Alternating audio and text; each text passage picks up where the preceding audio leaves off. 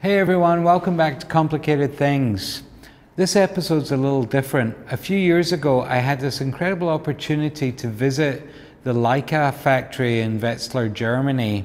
And one of the things that I so enjoyed about it was seeing the history of Leica cameras, but also seeing how cameras were actually built. I was inspired for about 4 seconds, and I made this little video of how the Leica M was built and the stages, and I thought it'd be a kind of a fun place to show it to you right here.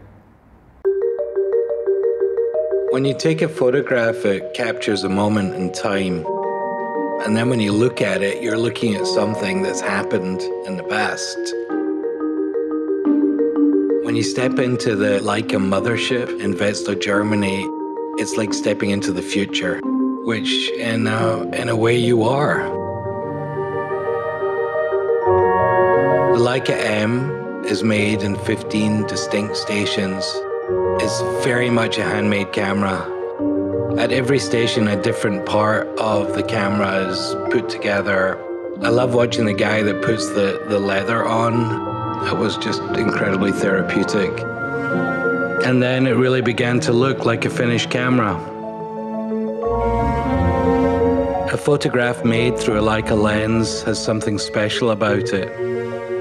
So to see with my own eyes as the raw glass was cut, sculpted, coated and polished, it really was like watching magic.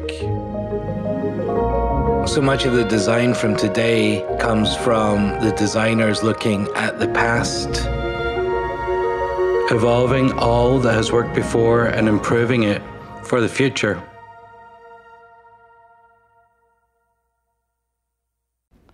Thanks for watching, everyone. I loved that experience. I hope you got a little bit of a feel of it from the video. Check back in. We got lots more stuff coming up, and like, subscribe, do the thing, and let us know what you want us to make, and we will make it for you. See you soon.